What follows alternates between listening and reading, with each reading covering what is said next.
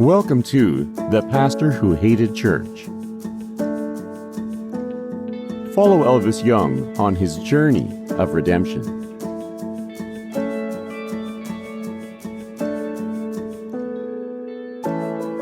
Chapter 1. Elvis Jung was convinced he was getting dumber. He once heard that people reach their mental peak just before middle age. He wasn't technically at middle age, but he was getting dumber anyway. Elvis sat in the charred office of his small inner-city church and looked at the ash-covered detritus of his career. On the wall across from his desk hung his ordination certificate. A statue of a cross commemorating a building project stood on a bookshelf. He had a painting of an eagle with Isaiah chapter 40, verse 31 inscribed beneath. He swiveled in his chair. There, hanging above his head, was his Master's of Divinity diploma. He stared at the smoke-stained diploma until it grew blurry. That was his peak moment, the highlight of his life. After he graduated, his life began its long, slow descent. It all started 6 weeks after he graduated from seminary. That was at the height of his idealism and youth. Elvis sat back in his chair, closed his eyes, and drifted off into thought. Elvis entered seminary as an enthusiastic 21-year-old. When he told his parents about his call to the ministry, his mother cried for 3 weeks. His dad insisted on a series of psychiatric tests. Elvis's calling was born out of a sense of profound apathy. He was told by his high school counselor to follow his heart. He had no idea what that meant. His heart didn't speak to him. In fact, he struggled to feel any emotion in his life. His youth was speckled by a series of experiments. He experimented with tennis, horseback riding, painting, scrapbooking, and finally cooking. He never lasted more than 6 months at each hobby. His life changed the evening he attended the Christmas concert of Handel's Messiah near his university campus that Christmas. It was his junior year at Macmillan University. He was awed by the candles and the aroma of genuine pine wreaths. Most of all, he was overwhelmed by the music. He wondered about this Jesus Christ. Why would people devote entire symphonies to him? His parents were enthusiastic atheists. Spiritual things were never mentioned. Discussions of the afterlife were confined to legacies and the occasional funeral arrangements. Elvis's dad argued that religion was only a means of controlling the uneducated masses, a way for the strong to control the weak. Discovering the Jesus Christ of Handel's Messiah became a personal quest.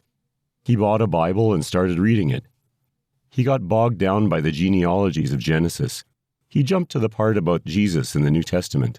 It was in the Gospel of John that his imagination blossomed. This was the book of substance and mystery. He was moved by the conversation between Jesus and the woman at the well. He laughed when he heard about the man born blind. Jesus touched people. He talked about a relationship with God. God was beyond his comprehension. Undaunted, Elvis pursued a Bible study. It was a terrible disappointment.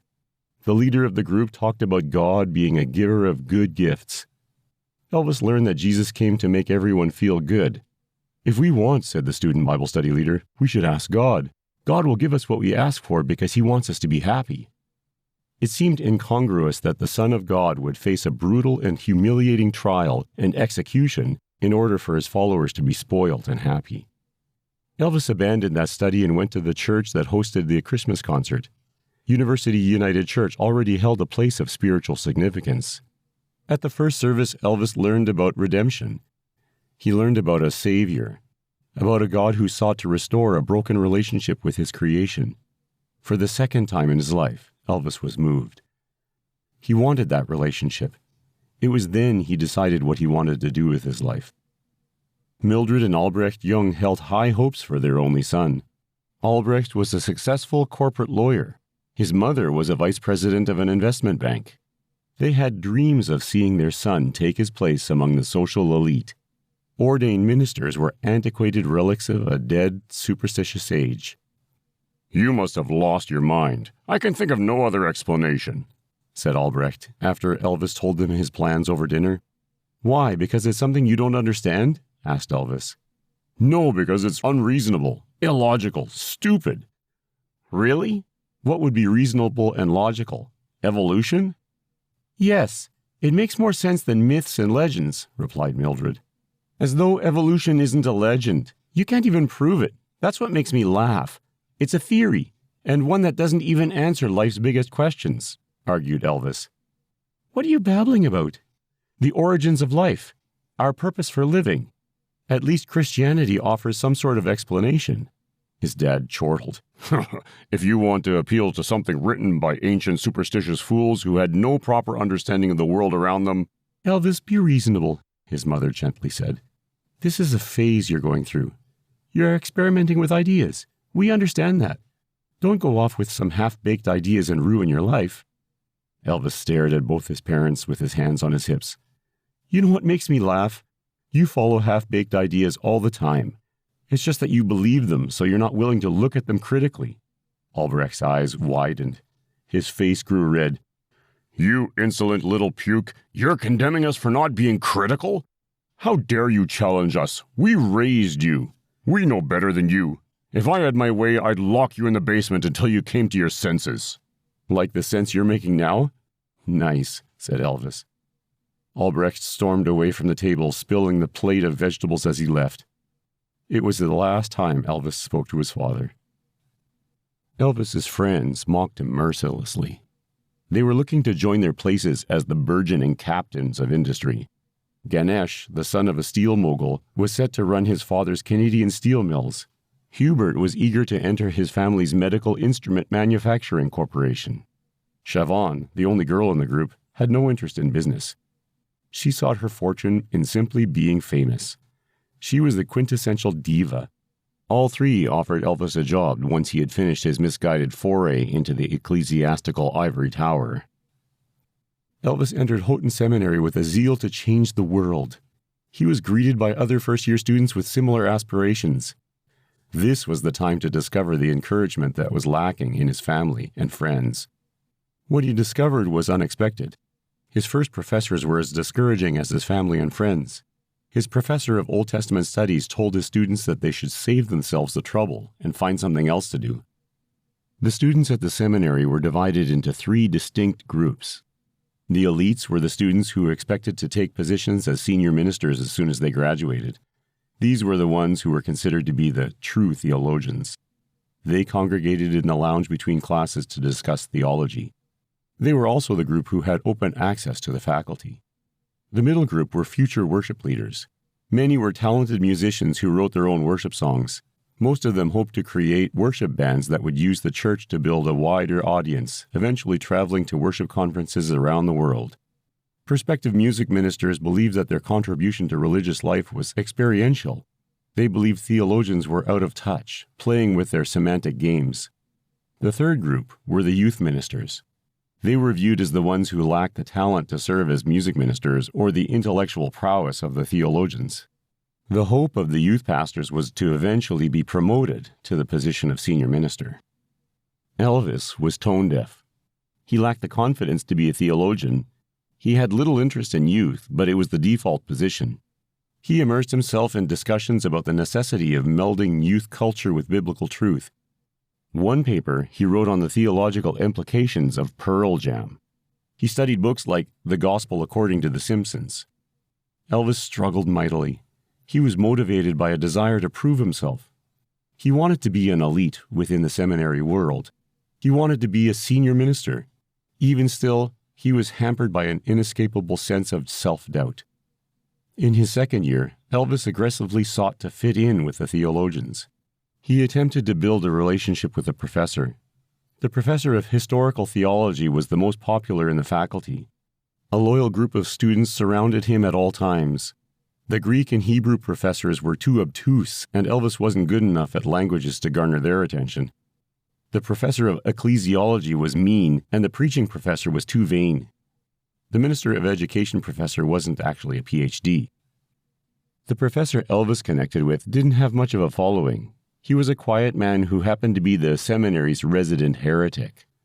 Dr. Cornelius Hopkins was an open theist. To many in the seminary, Dr. Hopkins was an oddity, a member of the seminary staff who brought necessary diversity to the school. No one ever took Dr. Hopkins seriously. One afternoon, Elvis approached this enigma. When Elvis knocked on his door, Dr. Hopkins was reading. "Hello, Dr. Hopkins," said Elvis. "Yes?" "Hi, I'm Elvis Jung. I'm a second-year student here." "Yes, Mr. Young. What can I do for you?" "Well," said Elvis as he slowly shifted his weight, "I was wondering if you had a minute." "Certainly. Please take a seat." Elvis sat across from the professor and leaned forward. Dr. Hopkins looked attentively back at Elvis. "It's like this. I was wondering why you think the way you do," said Elvis. "In what way? Are you asking why I drink my coffee double-double, or why I prefer Subaru to Toyota?" Dr. Hopkins smiled as he spoke. Elvis frowned. "No, I mean, why does everyone call you a heretic?" "Do they? Everyone? I wasn't aware of that." "Most people, well, you know that you're controversial and stuff." "I suppose so. Mostly the and stuff," said Dr. Hopkins. He leaned back in his chair.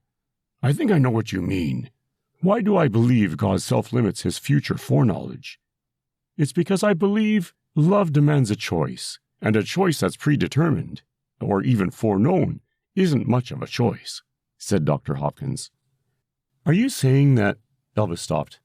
He didn't understand enough to even ask another question. "Do you believe God's knowledge is perfect?" "Yes," said Elvis. "Then you must believe that everything God knows must be true." "I guess so, yes." "If God knows everything perfectly, flawlessly, then something he knows cannot be false." "Okay, now you lost me." "Think of it this way. If you have a choice to do either A or B, God knows that you choose A, and God's knowledge is perfect.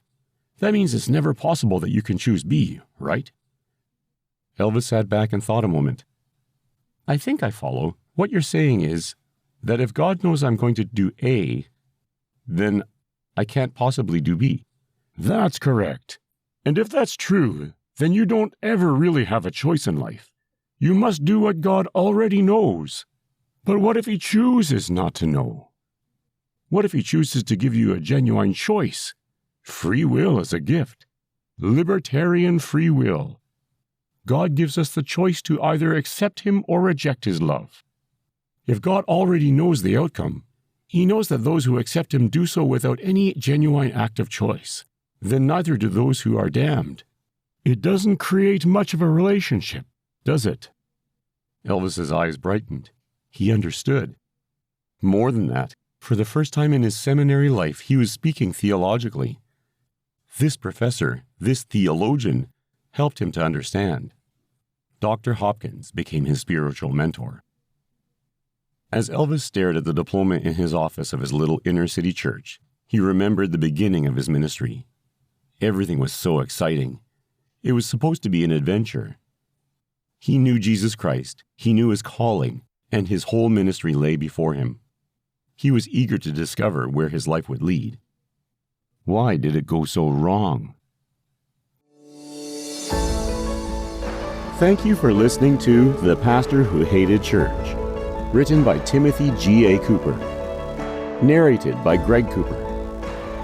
Tune in next week to hear the next chapter in Elvis Jung's Tale of Redemption.